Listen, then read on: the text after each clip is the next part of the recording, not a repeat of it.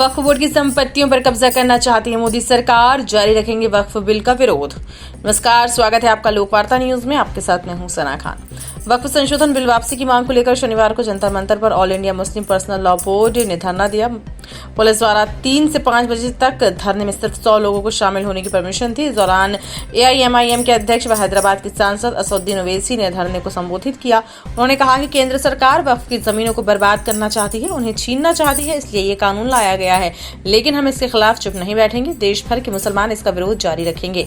ओवैसी ने कहा, supreme court की अंतरिम रोक से भी वक्फ बिल को रोकने में ज्यादा मदद नहीं मिलेगी। उन्होंने कहा कि जितनी भी मस्जिदों के मौलवी, मुअज्जिज और उलेमा हैं, वैसा भी हर जुमे की नमाज के बाद इस बिल के खिलाफ लोगों को संबोधित करें, इसकी कमियों के बारे में बताएं। ओवैसी ने कहा कि अमित शाह देश में NPR और NRC कराना चाहते हैं, इसके लिए भी तैयार रहना होगा। ओवैसी ने कहा, नरेंद्र मोदी मुसलमान से उनकी पहचान छीनना चाहते हैं। इन्होंने बंगाल के मुसलमानों को उठाकर बांग्लादेश में फेंकवा दिया, अभी असम के मुसलमानों को पीछे पड़े हुए हैं। हम इसके लिए एकजुट हमें रहना होगा। मैं इस मुद्दे पर all India Muslim personal law board के साथ पहले से खड़ा था और आगे भी खड़ा रहूंगा। अमित शाह कह रहे हैं कि मुसलमानों की आबादी बढ़ रही है, ये बिल्कुल झूठ है। अगर आप देखें तो असम से नागालैंड अलग हुआ है, मिजोरम बना है, ये सब उनका मामला है। हर तरह से मुसलमानों को निशाना बनाया जा रहा है। हकीकत यह है कि मुसलमानों की आबादी में वृद्धि बहुत कम हुई है, लेकिन ये लोग झूठ फैलाकर कहते हैं कि मुसलमानों की आबादी बहुत तेजी से बढ़ रही है।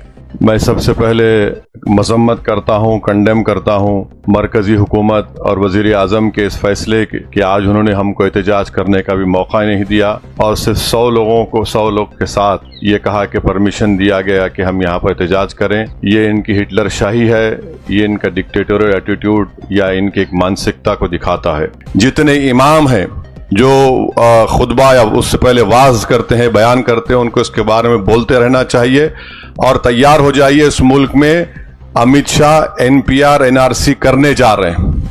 आप देख लीजिए, पहले उन्होंने कहा कि बंगाल के मुसलमानों को उठाकर बांग्लादेश में फेंक दिया, अब कह रहे हैं कि आबादी बढ़ रही है।